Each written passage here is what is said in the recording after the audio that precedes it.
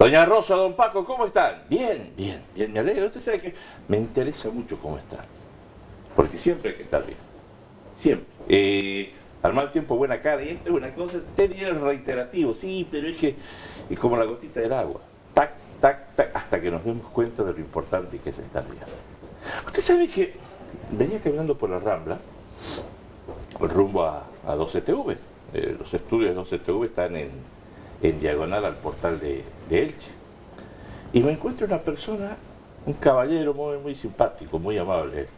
Y me dice, Teddy, te quiero hacer una pregunta. Le digo, pero sí, ¿cómo no? Y me dice, ¿quién es Doña Rosa y Don Paco? Y digo, Doña Rosa es su señora y Don Paco es usted. Es los nombres que nosotros hemos elegido para hacer más familiar este encuentro. Y nosotros nos estuvimos muy contentos con él, y la gente también lo toma. Y él con una sonrisa, después de yo darle esta explicación, con una sonrisa me dice, lo sabía, dice, lo sabía.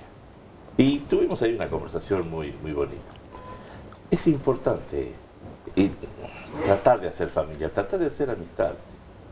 Y justamente fíjese, el amigo que hoy nos viene a visitar, y dije amigo, el amigo que hoy nos viene a visitar, que viene a tomar un café con nosotros, es un hombre que hizo familia, tiene una familia maravillosa. E hizo amigos a donde fue. Él fue jugador de fútbol, yo creo que lo sigue siendo, porque eso es algo que no se pierde. De ahí le puedes pegar o no a la redonda, pero siempre se es jugador de fútbol. Y jugó en clubes importantes, tan importantes como el Hércules y el Real Madrid. Hoy ha venido a tomar un café con nosotros el señor Juan Antonio Carcelén. Don Juan Antonio, ¿cómo le va? Muy buenas, afortunadamente muy bien, no puedo quejarme, llevo una vida tranquila, ordenada, con mi familia, que creo que es efectivamente lo más importante, y haciendo alguna cosita, pero simplemente que me mantenga relacionado con el fútbol y poco más. No quiero... Tú acabas de decir una cosa, y el jugador de fútbol se siente siempre jugador de fútbol, y es verdad, y yo por desgracia no puedo darle la pelota, aunque me sienta jugador de fútbol. Lo que quiere decir que como lo que realmente me ha gustado ha sido eso, no he encontrado ciertamente en otro tema relacionado con el fútbol algo que verdaderamente me llenara como eso. Es imposible, está clarísimo. Por lo tanto, pues me he dedicado a otras cosas. Ahora ya estoy jubilado desde hace muy poco, 3 meses concretamente, y ya digo, intentando vivir la vida, intentando que la salud me respete, y por supuesto manteniendo vivo el tema del fútbol, que no lo voy a quitar de dentro hasta que lógicamente desaparezca de este planeta, ¿no? El que fue jugador de fútbol es jugador de fútbol durante toda su vida. Sí, ese es un virus, sano virus, o no, depende de cómo lo tomes y cómo lo vivas. Si las cosas se llevan a un extremo o nada. Los extremos siempre son malos, sabían decir los abuelos. Pero si tú me permites, te voy a tutear, Juan. Por supuesto que sí. Tú sabes que hay una amistad, yo te respeto desde hace muchísimos años, y de verdad siempre he dicho que en tu carrera como locutor deberías de haber llegado mucho más arriba, Teddy, pero es una cuestión. Debe ser el peso, el peso que no me deja. Bueno, no, el peso que no me deja subir. Y te agradezco las palabras. Juan Antonio, ¿qué historia la tuya? Tiene de todo. Mi historia tiene de todo, tiene cosas muy positivas, tiene cosas negativas como todo el mundo, pero yo a todo el mundo le digo siempre lo mismo. Si yo volviera a nacer, aun sabiendo que me iban a pasar las mismas cosas que me han ocurrido, volvería a hacer lo mismo. Porque tú naciste en Albacete. En Albacete hace exactamente 63 años. Ajá. Bueno, mi padre ha sido guardia civil, ya no lo es, pero bueno, mi padre todavía, afortunadamente mis padres viven, y eso es muy de agradecer. Y yo, pues como todo hijo de guardia civil, he recorrido ciertas partes del país, ¿no? Yendo de allá para acá. Pero al final volví a recaer otra vez en Albacete con 9 años, 8 años concretamente, y a partir de ahí, pues mi vida transcurrió allí hasta los 17, que ya prácticamente salí de casa, vine aquí, me fichó el Hércules, y aquí sigo, me casé aquí, bueno, con el periodo lógicamente en el que voy al Real Madrid, con 27 años, estuve 3 años allí, y mi vida pues prácticamente se ha desarrollado aquí en todos los sentidos. Papá, guardia civil, ¿y mamá? No, sus labores. Antes la mujer generalmente no trabajaba, No trabajaba y cómo trabajaba. Y cómo trabajaba, efectivamente, no trabajaba fuera de casa, Exacto. trabajaba en casa, ¿no? Sí, sí, sí. Eso hay que reconocerlo porque la verdad es que hacían una labor familiar que ahora es bastante complicada para las mujeres que ahora tienen hijos, pues en fin, tienen otro tipo de... Y cumplían, con tu permiso, Juan Antonio, y cumplían una labor maravillosa, que era mantener unida a la familia. Claro, por supuesto, yo ya digo que... La familia giraba alrededor de ella. Ella marcaba los tiempos.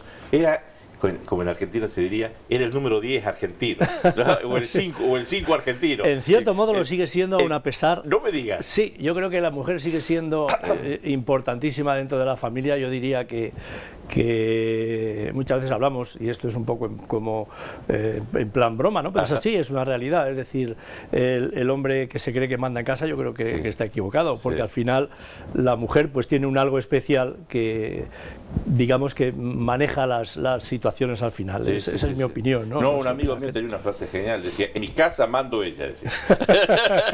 En mi casa mando Efectivamente, ella. sí, pero sí tienes razón que, lógicamente, antes, cuando la mujer estaba mucho más en casa, pues tenía en ese sentido mucho más tiempo y mucho más campo para poder controlar todas las situaciones. Ahora quizá, como digo, pues se les escapa alguna que otra porque no es bastante complicado compatibilizar el trabajo con la labor familiar, sobre todo cuando no tiene hijos. Es así. ¿Y cómo se llama papá? Fernando. Fernando. ¿Y mamá? Antonia. ¿Y qué te reconoces tú de Fernando? Pues me reconozco en muchas cosas, porque al final uno se da cuenta, es así, que tiene genes de papá y genes de mamá. Y yo... Hay una frase que me encanta respecto a ese tema que dice, lo que se hereda no se hurta. Sí, es claro. Lo heredas y ahí está. Efectivamente, y es así, con el tiempo uno se va dando cuenta. Hay mucha gente que me dice, eres idéntico a tu padre, al menos en la fisonomía. No es del todo cierto, tengo lógicamente un gran parecido, es verdad, pero sí que es verdad que la forma de ser en muchos aspectos se parece, lo mismo que mi forma de ser también se parece a la de mi madre. Yo creo que todos tenemos algo de uno y algo de otro. Espero tener una cosa de mi padre. A ver. No, es simplemente por egoísmo puro, vivir más años. Es decir, mi padre afortunadamente tiene 90 años, pues ya quisiera yo llegar a los 90 años en la situación en que está él, ¿no? Afortunadamente... Con buena calidad de vida. Sí, afortunadamente él está muy bien. Para él y para la familia, claro. Verlo bien él es una alegría. Eso es, y ya digo, por lo menos si me tengo que parecer en algo, que lo máximo que sea en eso, ¿no? Que sea en eso. Tú estás bien, ¿eh? Sí, yo me encuentro bien. Pero bueno, tú sabes, Teddy, que esta vida no sabes lo que te va a deparar, sí. y que, pues bueno, hay que intentar llevar una vida, insisto, más o menos ordenada, pero eso no garantiza en ningún caso. Se renueva el carnet cada 24 horas. Exacto, exacto. Esa es la vida, de eso Así es, sí. Y uno dice, claro, es que Juan Antonio es hijo de guardia civil, me imagino que en su familia la disciplina impuesta por el padre... Mi padre no era no es un hombre excesivamente autoritario. Yo muchas veces me preguntaba cómo podía ser guardia civil, ¿no? Porque... Es que hay una diferencia entre autoritario y disciplinado. Sí, bueno, él para su vida sí es disciplinado, sí es ordenado, pero insisto, el tema de autoridad quizá lo llevaba mucho más mi madre. Mamá. Sí, mucho más que mi padre. Mi padre era algo más, consentía más cosas, llamémosle así, ¿no? Yo creo que muchas veces como la mayoría de los padres. Vez mamá te dijo la famosa frase, no sé si a ti te habrá pasado. Yo por ahí hacía travesuras también de niño. Todos las hemos hecho. Y mi madre, que era maestra de escuela, y mi madre era maestra de escuela y mi padre era transportista. Entonces mi madre me decía, fíjate lo que has hecho cuando venga tu padre. Papá nunca, creo que lo máximo que hizo papá fue mirarme fuerte. Claro, una mirada de papá te atravesaba. Sí, yo decía, por Dios, que no se enfade este tío porque la voy a tener mal. Pero era cuando venga tu padre. Y después no pasaba nada. Pero esa era la frase. ¿Alguna vez te la dijo mamá eso? Cuando venga Sí, tu padre. bueno, si no me dijo esa, me dijo algo muy parecido. Sí, claro. Cuando hemos hecho alguna trastada, la primera reacción de la madre, aunque mi madre, insisto, era mucho más, en ese sentido era mucho más... Tomaba medidas ella sola. Sí, sí. Entonces, lo de mi padre me lo ha comentado, me lo ha dicho en alguna que otra ocasión, lógicamente, pero es un poco muy parecido a lo que tú estás diciendo. Mi padre realmente nunca llegó y nunca me puso verdaderamente firme. Simplemente me llamó la atención, aunque sí es cierto que de manera seria parece que te impone mucho más, te imponía mucho más. Es así. Y tú, Juan Antonio, tú tienes chicos. Sí, dos. Dos niños. ¿Alguna vez te viste algún gesto, alguna frase de tu padre cuando te tocó ser padre a ti? No, no, sinceramente, yo afortunadamente a mis hijos, en ese sentido soy un poco como mi padre, es decir, sí, mi mujer, que se llama Marisa, sí, de la que estoy muy orgulloso, por cierto. Y es un encanto. Sí, pues era la que manejaba prácticamente a los chavales en ese sentido, ¿no? Cuando eran pequeños o cuando hacían alguna trastada pasaba lo mismo. Yo también, lógicamente, pero a mí me costaba mucho más. Yo en el fondo soy blando, es decir, no soy una persona dura, una persona... No, a mí hay cosas que me afectan mucho, lo digo. Tus niños te miraban y te podían. Efectivamente, lo digo con sinceridad, es decir, cualquier situación de ese tipo, pues como que yo me la pensaba mucho más y siempre he pensado, digo, te veo como abuelo. Así soy, es verdad. Y lo reconozco. Como abuelo vas a ser almíbar pura. No, ya soy abuelo, afortunadamente tengo una nietecita guapísima. Y a mí yo recuerdo una cosa, que cuando a uno le dicen antes de ser abuelo o antes de tener algún nieto, bueno, ya verás cuando tengas algún nieto, qué forma tan, no sé, extrema de quererlos, es algo muy diferente a los hijos, es distinto, es un cariño diferente, pero verás cómo te va a atraer y es cierto, o sea, yo ahora mismo con mi nieta pues haría cualquier... ¿Qué nieta que se llama? Nerea. Me parece, ya digo, preciosa. Me parece que Babelo te queda corto. Tú vas para la sábana directa. Bueno, ahora lo veo normal y estoy desde luego orgulloso de ello, sí. Bien. Y en el mundo deportivo, en la vida deportiva de José Antonio, tú llegas con 17 años a Alicante, al Hércules, y comienzas a jugar en el Hércules juvenil. Sí, es decir, yo llego de Albacete, por cierto hay una anécdota muy curiosa al respecto, y es que yo llego con mi compañero de fatigas, que lo fue desde el principio, Serrano, era otro jugador que vino conmigo, el Hércules nos fichó a los dos. Y de Albacete aquí, los dos. Castellén y Serrano. Exacto. Bien. Cuando Serrano ciertamente era el más brillante, yo tengo que reconocerlo, es decir, los dos lógicamente teníamos nuestras cualidades, pero él era un jugador muy brillante, un jugador que llamaba mucho la atención, y digo, de hecho entiendo que era el que quizá en principio podía tener más futuro. Bueno, pues llegamos aquí a Alicante, lo digo como anécdota porque yo creo que él tampoco, yo estoy seguro, yo no había visitado un hotel en mi vida, nunca, es así, entonces... nos ficha el Hércules y para pasar esa noche, porque al día siguiente íbamos a jugar un partido amistoso contra el Levante, lo recuerdo perfectamente, que ya jugamos con el primer equipo, fuimos a jugar a Valencia contra el Levante, que en aquel entonces estaba, pues creo que era en segunda división como el Hércules, ¿no? ¿Llegabas como juvenil? Sí. ¿Y sumabas al primer equipo para jugar contra el Levante? Eso es. De hecho jugué el segundo tiempo, creo recordar que perdimos 2-1, 2-0, no estoy seguro, hace tanto tiempo que... Bueno, digo lo de la anécdota porque el hecho de no haber estado jamás en un hotel y proceder de familias humildes en las que pues esas situaciones no se manejan, uno llega al hotel y realmente no sabe ni lo que hacer. Es decir, todo un mundo nuevo. Claro, no, bueno, pues te dan la habitación, te vas a la habitación, correcto, pero tanto él como yo no pedimos nada de comer ni de cenar porque decíamos, bueno, ¿y esto qué hacemos aquí? O sea, es algo a veces que suena un poco ridículo, pero es así, es decir, el no saber cómo actuar o decir, oye, y ahora, si pedimos la cena a lo mejor tenemos que pagarla y nosotros no tenemos suficiente dinero para pagar la cena, ¿no? En fin, una anécdota que nos dejó esa noche sin cenar en el hotel y nosotros. Entonces yo llego ahí y ya digo, vamos a jugar a Levante. Estamos jugando prácticamente la pretemporada, hacemos algún que otro partido con el Hércules, el primer equipo, repito, y nos incorporamos luego ya cuando el juvenil empieza, nos incorporamos a trabajar con el juvenil del Hércules, que en aquel entonces era entrenado por Lobes. ¿Y cuánto tiempo en el juvenil? Un año. Un año. Sí, entonces la etapa de juvenil terminaba a los 18 años. Yo cumplía los 18 años en abril. Ese mismo año en el que estoy en el juvenil, somos la federación, digamos, murciana, englobaba en aquel entonces a Alicante, no dependía de Valencia, ¿no? Jugamos el Campeonato de España de Selecciones Juveniles, se hizo en Murcia, luego se hace la fase de clasificación, y llegamos a Murcia y quedamos campeones de España de Selecciones Juveniles. Es decir, teníamos con José Víctor como entrenador, un entrenador que luego posteriormente estuvo aquí entrenando al Hércules, era un grandísimo entrenador, ya fallecido, por desgracia, falleció el año pasado, si no recuerdo mal.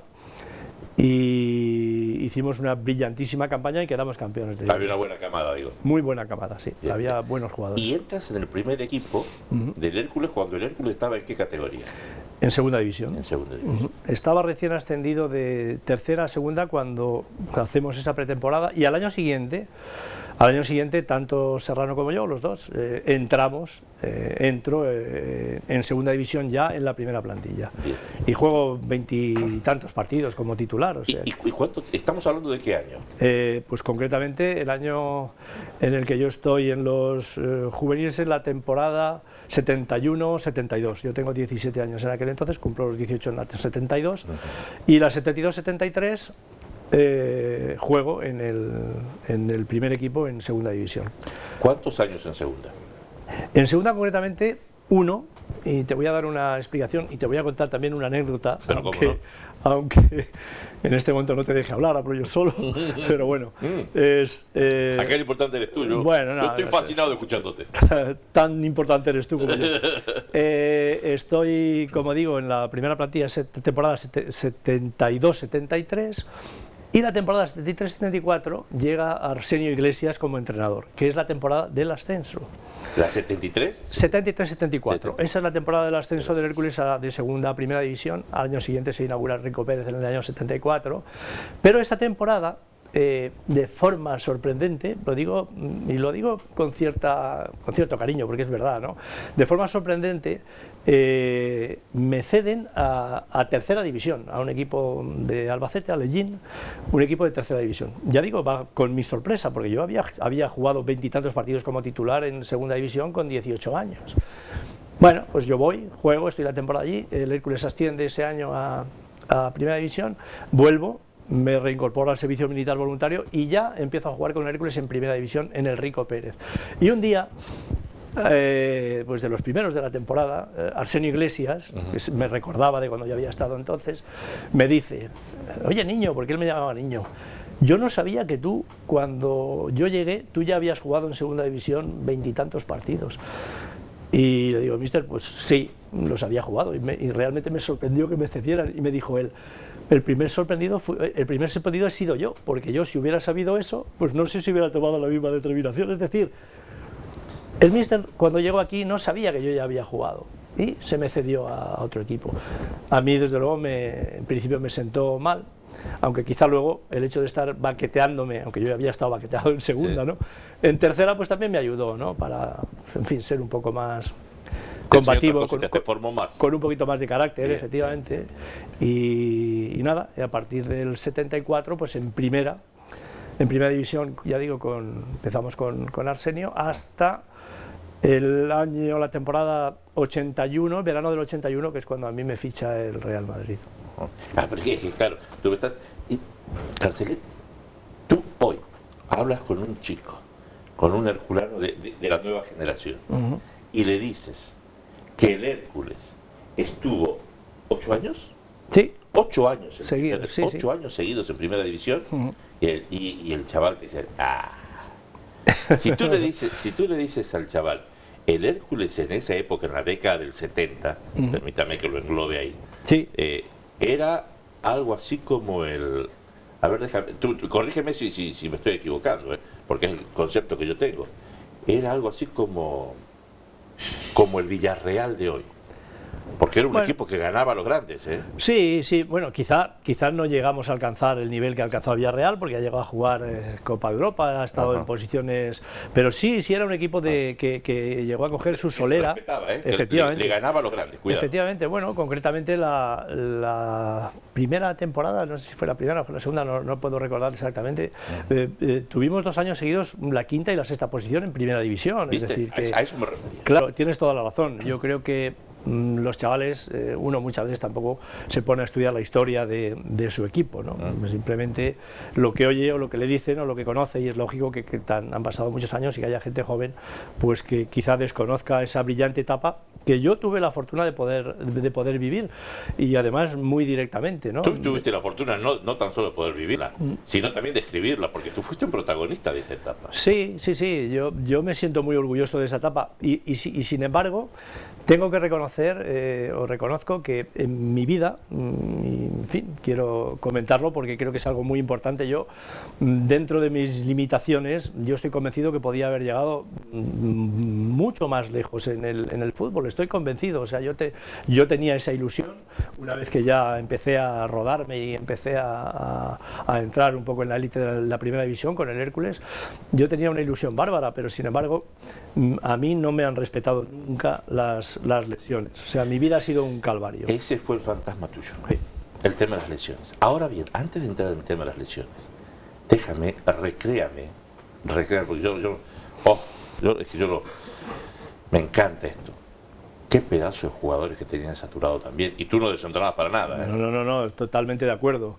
Desde luego, si uno qué linda pandilla futbolera era esa. Es que una plantilla que no sea completa, que no sea competitiva como era aquella, y que tuviera la calidad y la condición física que tenía, calidad en todos los sentidos, ¿no?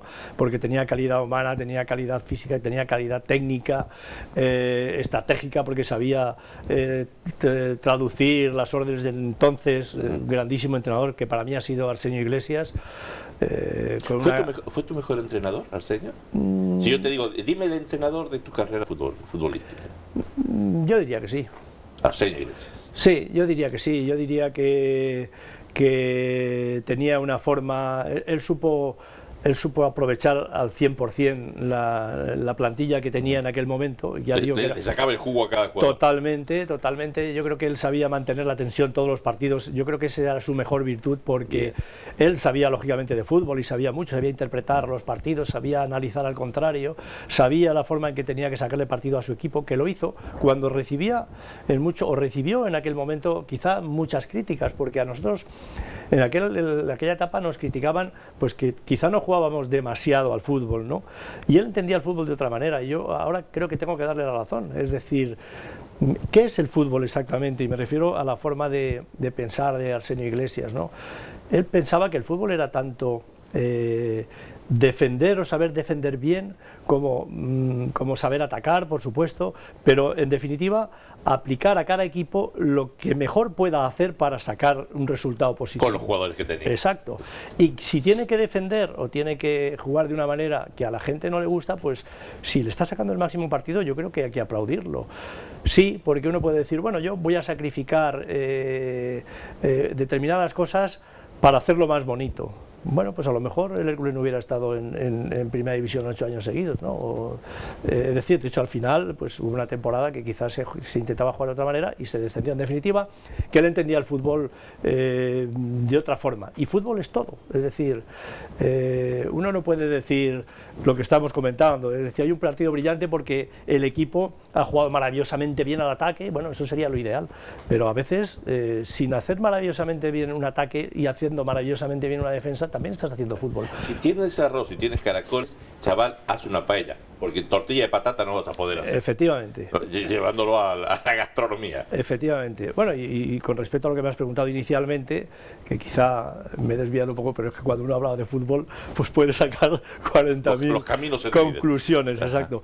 Efectivamente, teníamos una plantilla brillantísima, había muchos jugadores y además buenos jugadores. Dame un once tuyo, así, de tus compañeros. En la portería. Un 11, pues yo te diría Deusto, José Antonio, Juliano, Rivera, Quique, Ese cuarteto defensivo quizá, donde no está Juan Baena, porque Juan Baena va a jugar, o sea, lo que pasa es que quizá pero Deusto en la portería. Sí, yo creo que sí. Y luego arrancamos con Quique. Con José Antonio a la derecha. José Antonio a la derecha. Quique a la izquierda. Sí. Juliano y Rivera. No pasaba ni el aire. No, entonces Juliano entonces se jugaba con un libre bastante atrás, es decir, el libre jugaba muy atrás de la defensa, no se jugaba en línea o en zona como se juega ahora, era muy diferente. Ahora quizás es más técnico, es otra forma de jugar al fútbol, pero bueno, Juliano era un jugador espectacular, lo mismo que lo era Rivera, que en paz descanse, también murió, lo mismo que lo era Quique, por eso te estoy diciendo mi ideal, hay mucha más gente. Cuando uno dice una alineación... Después ponemos el banquillo. Claro, cuando uno dice una alineación se queda con mucha gente por ahí. Los colores. Exacto. Voy a la zona media. En la zona media. Bueno, pues yo en la zona media te pondría, desde luego, no sé si aplicamos un sistema como el anterior, un 4-4-2. Vamos a aplicar un 4-4-2. Bien. Sí, porque era que más o menos se era podía que se aplicar usaba entonces. En la época. Claro. Bueno, yo por la derecha pondría a Antón Arieta. Como interior metería a Juan Baena, lo metería ahí porque Juan tenía la capacidad, Juan podía jugar en cualquier lado, ¿no? Es verdad que no era un jugador goleador, pero sí hacía sus golitos, iba arriba, tenía una condición física fantástica y podía jugar lo mismo de central que arriba, que medio campo. Jugaba y hacía jugar, me comentaron, yo no tuve la suerte de verlo. No, era un jugador, quizá técnicamente no era excesivamente fino, pero tenía otra serie de cualidades que le hacían un jugador espectacular. Yo, de hecho, con respecto a Juan Baena, te voy a comentar a la audiencia y a los televidentes una anécdota que me la dijo el propio Carlos Santillana, que ha sido el mejor, entiendo yo, el mejor cabeceador que yo creo que ha tenido nunca, que yo haya conocido, vamos. Carlos Santillana. Carlos Santillana, jugador del Real Madrid. Sí. Pues Carlos Santillana, cuando jugó contra el Hércules, yo luego fui a Madrid y él me comentó: Juan, Baena es el jugador que no me ha dejado tocar una pelota en todo el partido, es decir, jugó de central Juan Baena, marcando a Carlos Santillana, y Carlos Santillana no tuvo oportunidad de rematar, no consiguió ningún gol ni nada. En definitiva, insisto en ese tema porque Juan era tanto un marcador como podía jugar en medio campo, al que yo ahora lo estoy colocando en esa posición. Es decir, seguimos con la alineación. Juan Baena ahí, quizá te pusiera como el otro interior. Ya digo, hay tantos jugadores que es quizá complicado. Bueno, pondremos a La Tuada, era un chico uruguayo que vino, estaba jugando en Europa, no sé si en Francia concretamente, pero era uruguayo, muy elegante, muy fino. Insisto que a lo mejor me dejo jugadores. ¿Repíteme el nombre? La Tuada. La Tuada. Es decir, un medio campo con Antón Arieta, Antón Arieta por la derecha, era un jugador, era extremo Antón Arieta, ¿no? Pero bueno, vamos a aplicarlo así. Juan Baena, La Tuada, y quizá, ¿qué te diría en banda izquierda? Por la izquierda tú. No me voy a poner yo. No te vas a poner. No, voy a poner eso, que lo elijan. Es zurdo, era zurdo. Y le pegaba bien. Que lógicamente soy yo que va a decir la alineación, no me voy a poner yo, la gente que... Voy a poner a Charles en este caso, otro jugador zurdo. El Colorado. También excelente jugador, con un golpeo fantástico, era rápido, en fin, era un buen jugador. ¿Era protector, Charles? ¿Protector en qué sentido? En el fútbol.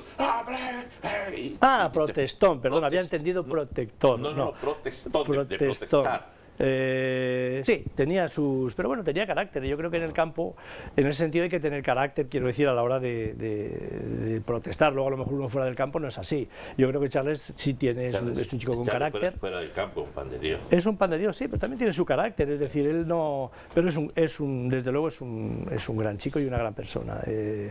Por eso, yo no conozco argentino que no sea protestón jugando al fútbol. Que efectivamente. Por eso decía. Claro. Efectivamente, así es. Bueno, y si... Y adelante me quedan los dos delanteros. Y si vamos a la parte de arriba, yo voy a poner dos delanteros centros. Es una alineación un poco rara, pero la voy a poner. Es a Kustodic y a Barrios. No elegiste nada, ¿no? No, no, No elegiste nada. por eso digo que vamos a jugar con 2 delanteros centros. Ya está. Bien. Ese sería mi 4-4-2, insisto. Hay muchísimos jugadores que se quedan ahí y que podrían estar perfectamente, porque es algo que... Fíjate, bueno, me he dejado al aplicar el 4-4-2, no te he metido a Sacardi. Sacardi tiene que jugar, Sacardi tiene que jugar. Hacemos un equipo de 12. Es indiscutible. Defínemelo a Sacardi. Tú sabes, cuando yo llegué a España, cuando yo llegué a Alicante, exactamente, y decía, ¿tú eres argentino? Sí. Y automáticamente salían 3 nombres de jugadores argentinos que pasaron por el Hércules. Sacardi, Juliano y Kempes. Y Kempes, por supuesto. Sí, Después me hablaban de Santoro, que también dijo unos buenos recuerdos. Sí, Santoro estuvo también en la época mía. Yo, de Sanabria, de Dante Sanabria. Yo le estaba concretando pues, los jugadores que coincidieron.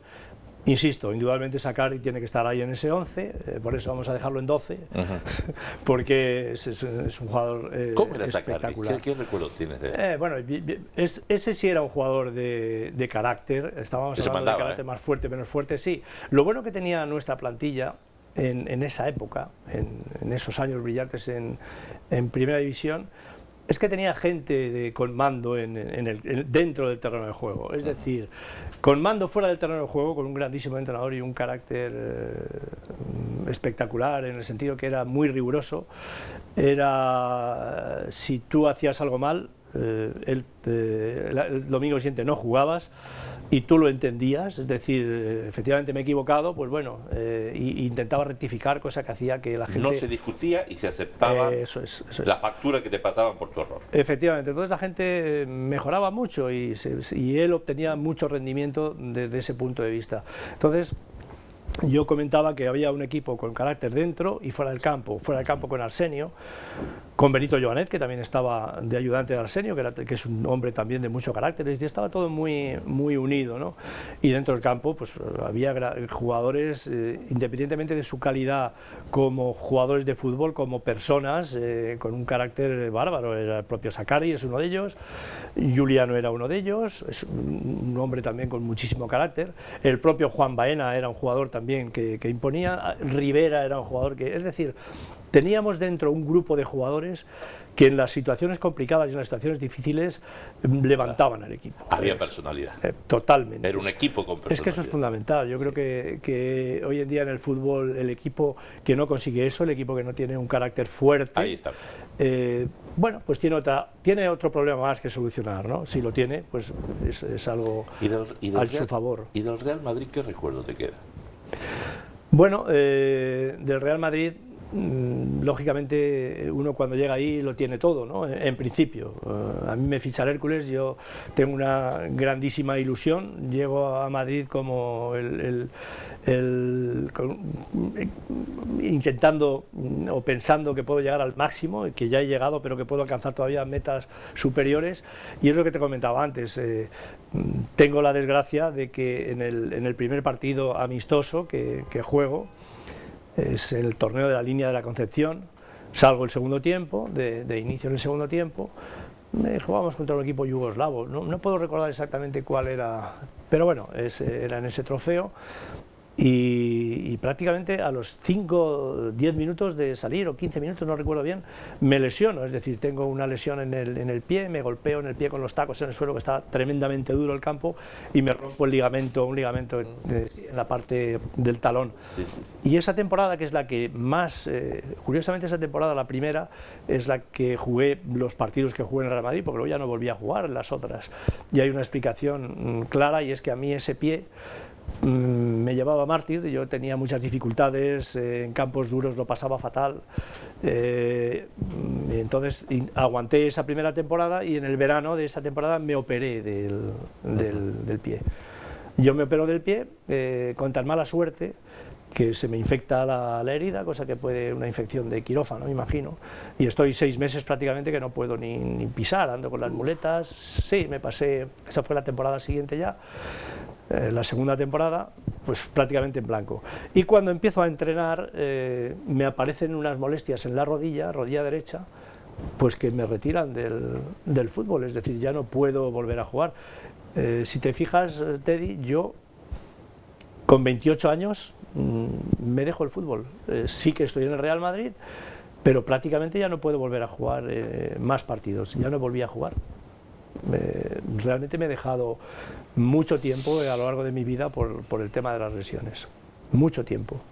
Pero bueno, insisto. Qué jugarreta horrible. Bueno, la de las lesiones, digo. Claro, esto es como todo en la vida. Yo entiendo que uno tiene que tener ese puntito de suerte que a veces se tiene y a veces no se tiene, y al final pues tiene lógicamente su influencia. Aún así, yo vuelvo a repetir lo mismo que te he comentado al principio. Yo volvería a repetir mi vida tal como ha transcurrido. No cambiarías nada. No, tal como ha transcurrido hasta ahora. Volvería a repetir lo mismo. ¿Quién te entrenó en el Real Madrid? Bueno, pues el primer año que yo llegué estaba Bujarin Boskov, un gran entrenador, por cierto. Yo creo que una persona inteligente, una persona que en aquel momento tenía grandes conocimientos, quizá en el tema de entrenamientos incluso avanzados por delante de muchos entrenadores que había en aquella época. Yo creo que por algo lo fichó el Real Madrid. Creo que era una gran persona y al mismo tiempo un gran entrenador. Me pareció un buen entrenador. Después, pues él, como a todos, lo cesaron. Entró, creo recordar momentáneamente, Luis Molovny, que en aquel entonces estaba allí, llamémosle para, como decimos en muchas situaciones, para apagar fuegos, ¿no? Sí. Estuvo unos meses y posteriormente estuvo Alfredo Di Stéfano.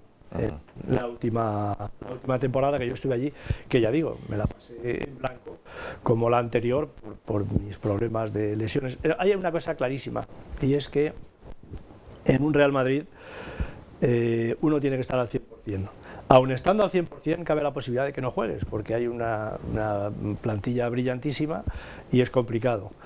Pero desde luego si no estás al 100% no puedes jugar. Es lo que tiene el alto nivel. Efectivamente. Es lo que tiene.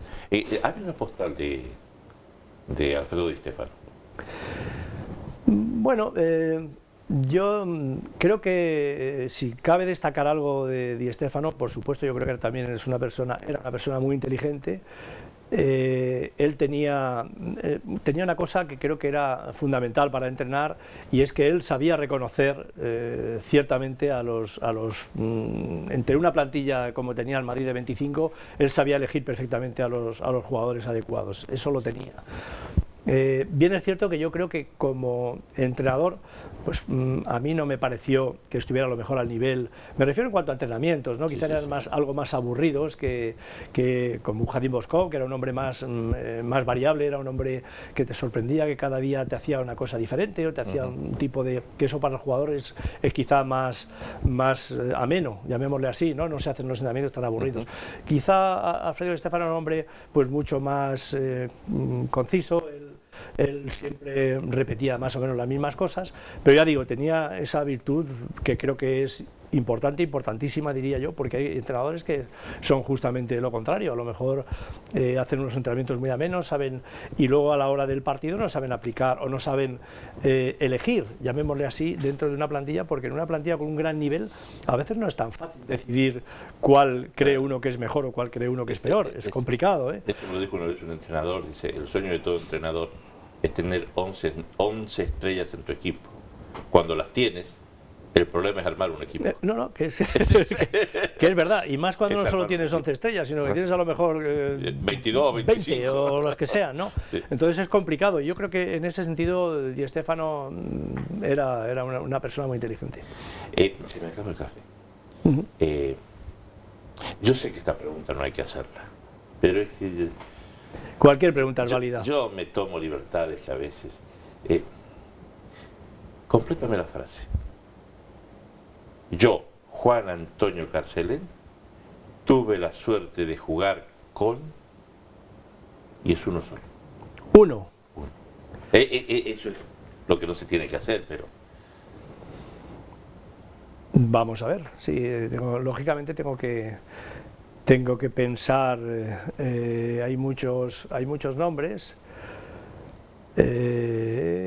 Vamos a ver. Yo te diría que con José Antonio Camacho. es un defensa, ¿no? A veces uno cree que tiene que elegir a alguien que es más malabarista del balón, más... Yo creo que José Antonio Camacho es el hombre con más carácter que yo creo que he visto en el fútbol, que yo he conocido, ¿eh? Independientemente de carácter, con una condición física fantástica y una pierna izquierda muy buena.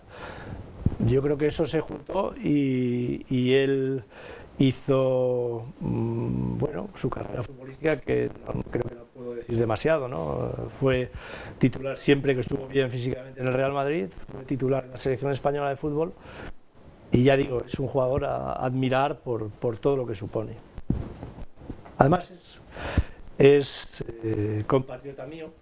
No es manchego de nacimiento, pero sí que es manchego de adopción, porque mucha gente piensa que, y esto lo digo yo particularmente, todo el mundo dice, y es cierto, que José Antonio Camacho es de Cieza, nació en Cieza, es verdad, pero él a los 3, 4 o 5 años, no lo sé exactamente, pero cuando era muy pequeñito ya vivía en Albacete, o sea que yo creo que es tan manchego como yo. ¿El mejor gol de tu vida fue tu familia?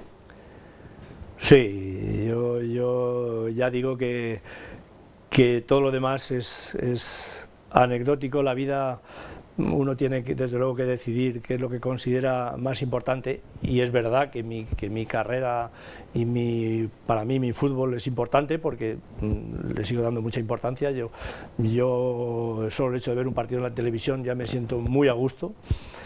Pero hay otras cosas en esta vida que son mucho más importantes y desde luego las personas están por encima de todo eso y en este caso la familia, sin lugar a dudas. Así es. Don Juan Antonio Carceller, gracias. A ti, Teddy, y siempre dispuesto para lo que quieras. Ya sabes que sigo siendo un admirador tuyo. Muchas gracias. Doña Rosa es un grande. Es un grande. Yo necesitaría hacer, qué sé yo, 10, 20, 100 programas con don Juan Antonio Carceller, porque me gustaría hacer lo que él dice que hacía Arsenio, y para sacarle el jugo, para exprimirlo, porque tiene muchas cosas para contar. El Hércules, el Real Madrid, y cómo ve el Hércules hoy, cómo ve los medios de comunicación en lo que a deporte se refiere. Es un hombre que tiene muchas cosas para contar. Y a veces cometemos el gravísimo error de no tenerlo en cuenta, de no invitarlo a tomar un café para decir, Juan Antonio, habla, te queremos escuchar. Porque de esta gente es de la que uno tiene que aprender. Simplemente escuchar. Por aquello de que la naturaleza es sabia, ¿no? Nos dio 2 orejas y una sola boca, tenemos que escuchar el doble de lo que hablamos. Juan Antonio Carceller es un hombre que tenía una zurda endiablada. Es un hombre que llegó al Hércules juvenil, que jugó en segunda división, que vivió y escribió las páginas doradas en la historia del Hércules. Es un hombre que jugó en el Real Madrid, que fue dirigido por Alfredo Di Stéfano, que tuvo a su lado a Camacho, y si yo lo destaco a Camacho, que jugó con gente como Sacardi, como Giuliano, como Baena, como Rivera, como Charles. Siempre estuvo bien acompañado. Siempre formó grandes equipos. Aunque el equipo más importante de su vida, la compañía más importante de su vida, sea su familia. Supo elegir bien. Una buena compañera, Marisa. Y con Marisa jugó un partido trascendental, el que le dio como resultado 2 goles que se llaman 2 hijos, y ahora su punto débil, que es su nieta. Historias de vida, historias de un hombre bueno, que juega muy bien al fútbol. Gracias por tomar este café con nosotros.